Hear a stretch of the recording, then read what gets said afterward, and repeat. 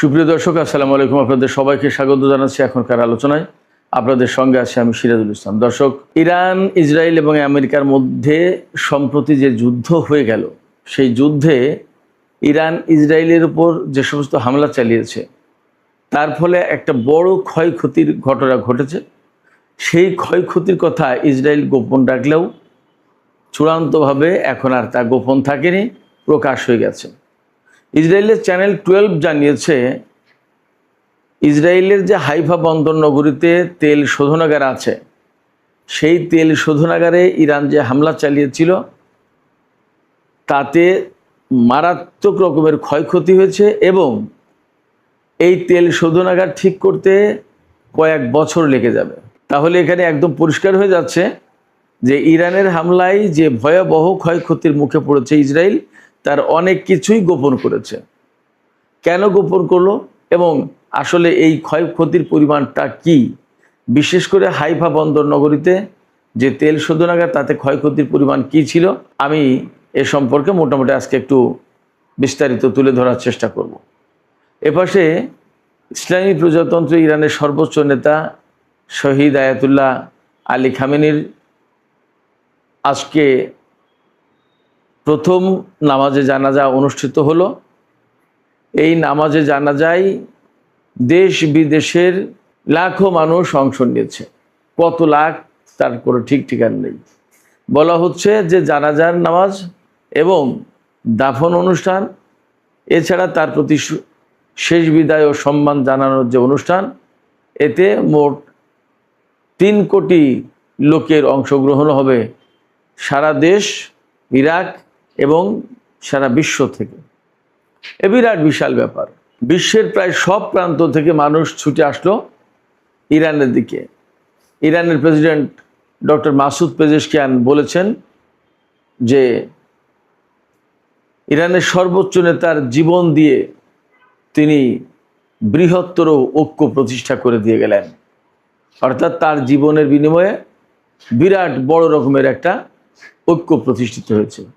আসলে এই কথার মানে কি এবং কিভাবে ঐক্য প্রতিষ্ঠিত হলো, আমি তা নিয়েও মোটামুটি বিস্তারিত আলোচনা করার চেষ্টা করব।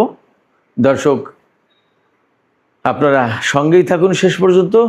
আর যদি ভিডিও ভালো লাগে তাহলে লাইক, কমেন্ট, শেয়ার করবেন প্লিজ, এবং চ্যানেলটি সাবস্ক্রাইব করে সাথেই থাকবেন। দর্শক, চলুন মূল আলোচনায় চলে যাই। চলতি বছরের 28শে ফেব্রুয়ারি ইসরায়েল এবং আমেরিকা ইরানের উপরে একেবারে চূড়ান্ত হামলা চালানোর জন্য তাদের সামরিক বাহিনীকে ইরানের উপর লেলিয়ে দেয়। তারা ঝাঁপিয়ে পড়ে এবং মুহূর্তের ভিতরে ইরানের উপরে তাণ্ডব লীলা চালিয়ে দিতে শুরু করে। একেবারে প্রথম দিকেই তো ইরানের সর্বোচ্চ নেতা থেকে শুরু করে গুরুত্বপূর্ণ সব বহু সংখ্যক নেতা, মন্ত্রী, মিনিস্টার মারা গেল। এরপরে ইরান ঘুরে দাঁড়ালো। ঘুরে দাঁড়িয়ে আমেরিকা এবং ইসরায়েলকে প্রতিরোধ করতে থাকলো এবং এতগুলো ফ্রন্টে, আমি তো সবসময় বলি, ইসরায়েল একটা স্বয়ংসম্পূর্ণ ফ্রন্ট। এরপরে জর্দানে, সৌদি আরবে, বাহরাইনে, কাতারে, সংযুক্ত আরব আমিরাতে, কুয়েতে, ইরাকে, এত জায়গায় আমেরিকার উপস্থিতি, এবং এর অনেক জায়গায় আমেরিকার সাথে ইসরায়েলও আছে। তা আমরা হয়তো পরিষ্কার দেখতে পাচ্ছি না, কিন্তু থাকার কথা। কারণ যেখানেই আমেরিকা সেখানে ইসরায়েল থাকতেই পারে, কোনো ব্যাপারই না, এবং থাকতে পারে। এর বাস্তব প্রমাণ হচ্ছে ইরাকের মরুভূমিতে দুটো বিমান ঘাঁটি করে ইসরায়েল ইরানের বিরুদ্ধে এই সামরিক হামলায় বা এই যুদ্ধে অংশ নিয়েছে। ইরাকের ভেতরে এই যে সামরিক ঘাঁটি করলো, সেটা কি ইরাক সরকার দেখেনি? না, আমরা ধরে নিচ্ছি ইরাক সরকার দেখেনি। কারণ ইরাক সরকারের ওই এলাকায় যাওয়ার কোনো অধিকার নেই। তার কারণ হচ্ছে আমেরিকা সেই সমস্ত এলাকা নিয়ন্ত্রণ করে। ফলে আমেরিকার বাহিনীর বাইরে গিয়ে ইরাকি বাহিনীর কোনো কথা নেই। ইরাক বছরের পর বছর থেকে বলে আসছে যে মার্কিন বাহিনীকে প্রত্যাহার করতে হবে। সংসদে বিল পর্যন্ত পাশ হয়েছে মার্কিন বাহিনীকে সরিয়ে নেওয়ার জন্য। এখনও আমেরিকা সরাচ্ছে না, জোর করে সেখানে ধরে রেখেছে, মোতায়েন করে রেখেছে। তো এই যে আমেরিকা এবং ইসরায়েলের বিভিন্ন ঘাঁটির বিরুদ্ধে, বিভিন্ন স্থাপনার বিরুদ্ধে যুদ্ধ করছিল ইরান, এক পর্যায়ে ইসরায়েল যখন ইরানের তেল শোধনাগার এবং এরকম গুরুত্বপূর্ণ কিছু জ্বালানি স্থাপনায় হামলা চালায়, তখন ইরানও ইসরায়েলের হাইফা বন্দর নগরীর তেল শোধনাগারে হামলা চালায়।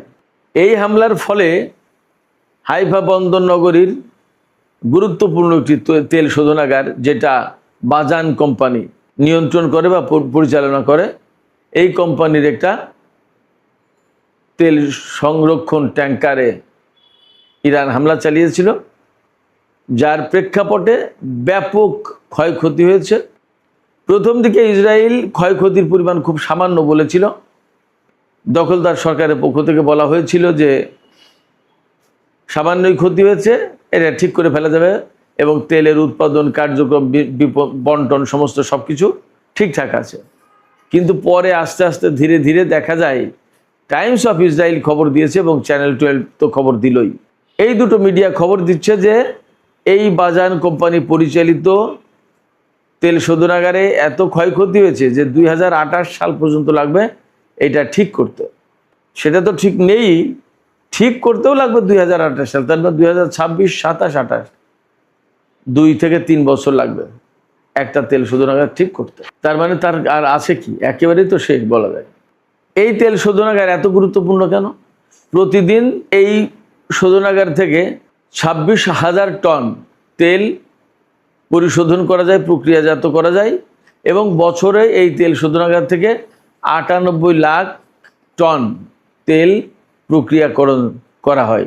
এই তেল শোধনাগারে হামলার পরে ইসরায়েলের তেলমন্ত্রী এলি কোহেন তিনি বলেছিলেন ক্ষয়ক্ষতির পরিমাণ খুব সামান্য, এবং এই বাজান কোম্পানি তেল আবিব স্টক এক্সচেঞ্জে পাঠানো প্রতিবেদনে বলেছিল শোধনাগারের একটি ডিস্টিলেট ট্যাঙ্কের ছাদে কেবল কিছু ক্ষয়ক্ষতি হয়েছে, এছাড়া বড় কোনো গুরুতর ক্ষয়ক্ষতি হয়নি, উল্লেখযোগ্য কোনো ক্ষয়ক্ষতি হয়নি। বাজান কোম্পানি হচ্ছে ব্রিটিশ আমলে নির্মিত একটা কোম্পানি।